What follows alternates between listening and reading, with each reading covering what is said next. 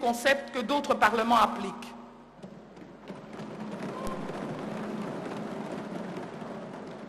Outre ces deux propositions concrètes, notre bureau veillera aussi à ce que la commission de suivi et évaluation assure le monitoring auprès du gouvernement et des ministères concernés des recommandations issues des rapports de vacances parlementaires ou des résolutions de l'Assemblée nationale.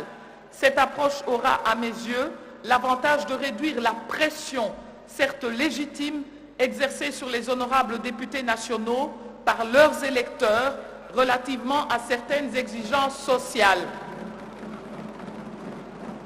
C'est cette pression récurrente qui impacte aussi sur le social du député.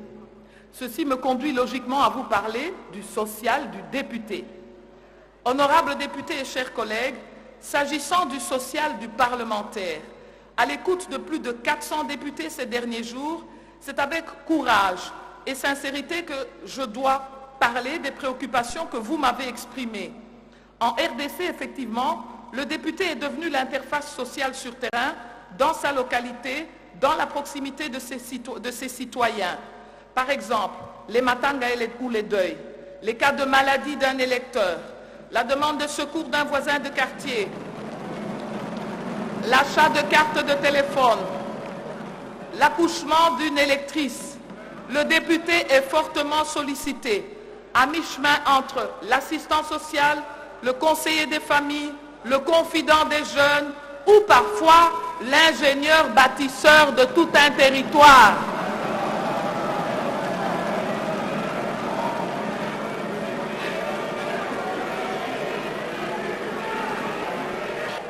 Le député est devenu l'interface sociale sur terrain dans sa localité, dans la proximité de ses citoyens.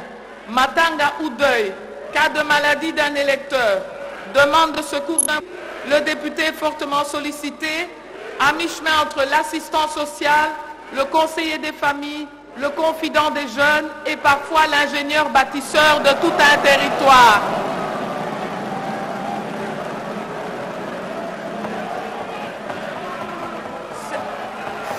Chers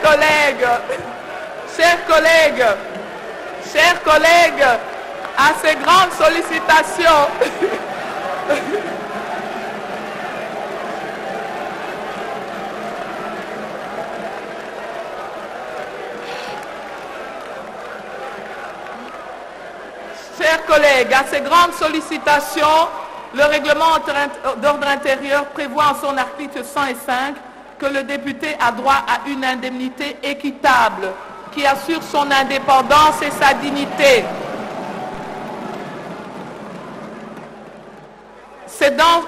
Cependant, entre le texte et la pratique, j'ai senti avec un cœur de mère le souci et la préoccupation de certains élus venus au prix de 1000 efforts du lointain de leur territoire et projetés dans une ville, la ville de Kinshasa, accueillante, merci les Quinois, mais coûteuse. Paiement irrégulier des indemnités, paiement fractionné, modicité des émoluments, taux de change, modalité de paiement physique.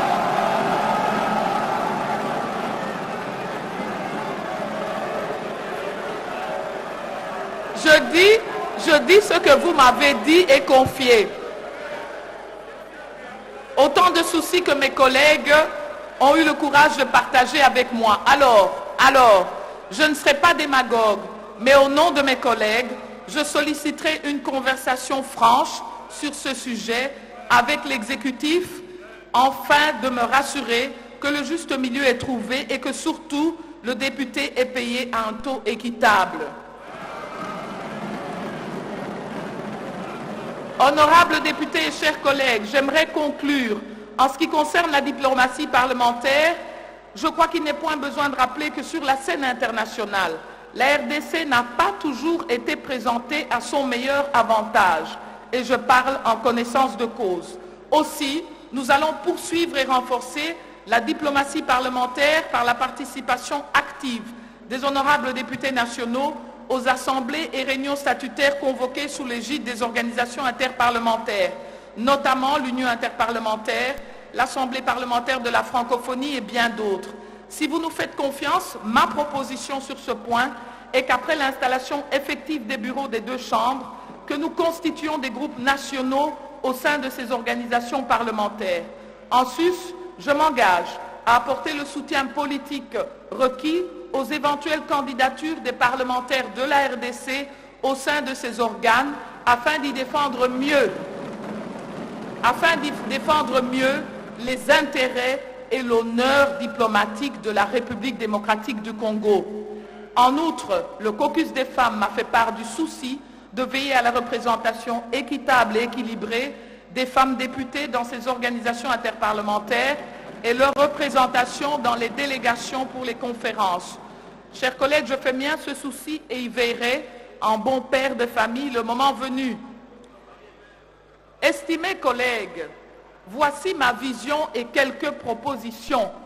Cela étant dit, j'ai remarqué avec vous que cette élection a fait couler beaucoup d'encre et a suscité beaucoup de mobilisation. Des femmes d'abord, des jeunes et des hommes aussi dans tout le pays.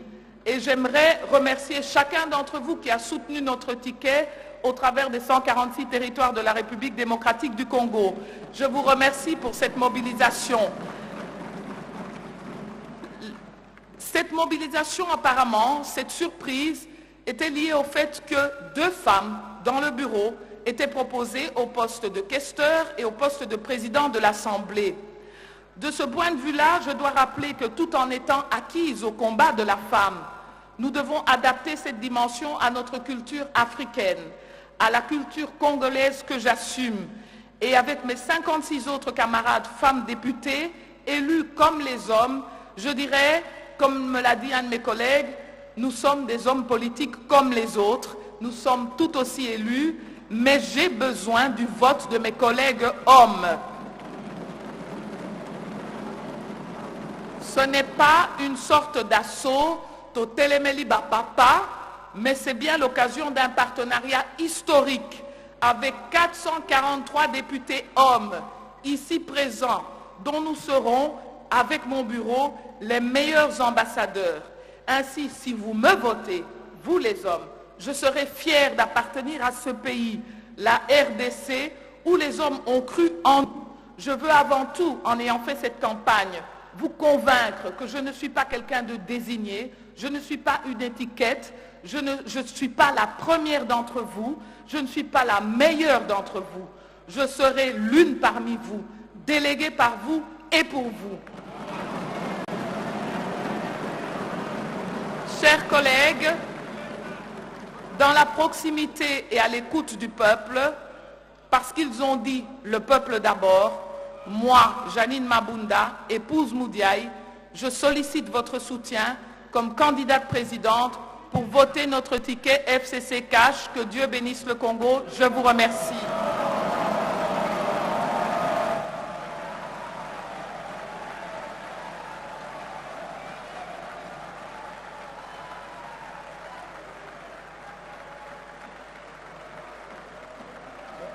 Voilà, c'est un peu fini avec la liste de messages des candidats. Nous avons commencé par les questeurs adjoints, les questeurs, les rapporteurs, le deuxième vice-président, le premier vice-président et enfin c'est la candidate présidente de l'Assemblée nationale, du bureau définitif de l'Assemblée nationale, Janine Mabunda, qui vient pratiquement de clôturer cette série de messages. En attendant, nous suivons le président.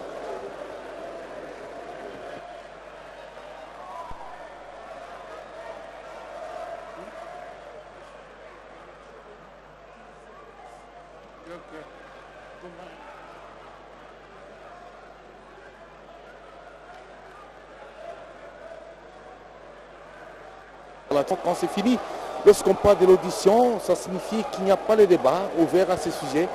Je crois savoir qu'on pourra s'arrêter là. Voilà. Bon, ce n'est pas à moi de le dire, c'est plutôt le président du bureau provisoire qui le dira avec compétence et responsabilité, en attendant qu'il consulte ça et là.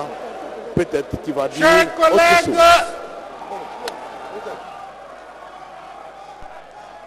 Nous en venons donc terminer avec la présentation des candidats à l'audition et de leurs messages respectifs. Notre ordre du jour Étant épuisés, il ne nous reste qu'à vous remercier pour avoir pris part à notre séance. Information. Élection demain à 10 heures précises. Élection demain à 10 heures précises. Avec ça, séance terminée. Voilà, séance terminée. Nous avons été heureux de suivre ces messages qui sont complémentaires des candidats. Évidemment, avec les contenus sans complaisance, il faut le dire, les députés nationaux candidats au poste des différents membres du bureau définitif se sont exprimés du questeur adjoint au président, à la présidente candidate. Décidément, c'est vous dire que la démocratie a triomphé par ce débat, par cette ouverture d'audition qui a permis à chacun de s'exprimer. Et évidemment, la vision n'est pas une vision orientée, il s'agit d'une vision claire et distincte qui montre en suffisance la détermination, une fois élus, tous ces membres de ce bureau qui compteront pratiquement, qui seront près des 6 parce que le poste du rapporteur adjoint est resté vacant étant donné que l'opposition politique n'a pas pu proposer quelqu'un à ce sujet. La candidature de Fabrice Puela ayant été retirée par le regroupement opposition politique.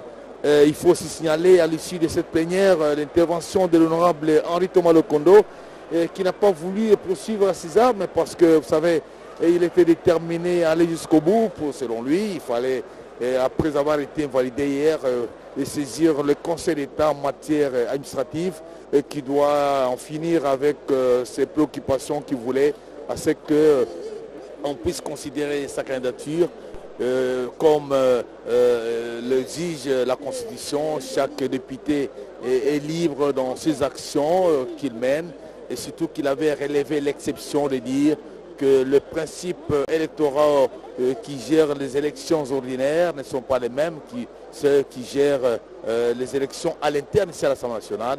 Alors, comme coup de foudre, l'honorable Henri Thomas Lokondo est passé pour dire tout simplement qu'il s'arrêtait là et qu'il ne peut pas aller loin avec ses démarches, saisir le Conseil d'État et qu'il a, par voie de conséquences, souhaité bonne chance à tous les autres prétendants en souhaitant aussi la bonne continuité et participer à des productions parlementaires qui l'attendent au sein de l'hémicycle. Et voilà, nous terminons par de vous citer l'accès en la salle des congrès en ce moment où peut-être devant votre petit écran, savoir ce qui se passe ici. Il s'agissait bien entendu de l'audition de différents messages des candidats aux différents postes du bureau définitif. Nous avons entendu et le rendez-vous à prendre, c'est pour demain à 10 h qu'interviendra l'élection de tous ces membres qui sont exprimés aujourd'hui et ce sera ici même en la salle des congrès du Palais du Peuple. Au nom de tous qui nous ont permis de vous rejoindre, de vous contacter dans vos salons à travers cette retransmission en direct. Nous vous disons merci d'avoir été branchés sur la RTNC 3 institution et remerciements également au directeur général de la RTNC, Ernest Kabila Ilunga, qui ne cesse de mettre tout en œuvre pour que les travaux de retransmission des activités institutionnelles se passent dans l'ordre et discipline. Au nom de tous et de chacun, Pensez Kisungu, c'est moi. Je vous dis merci.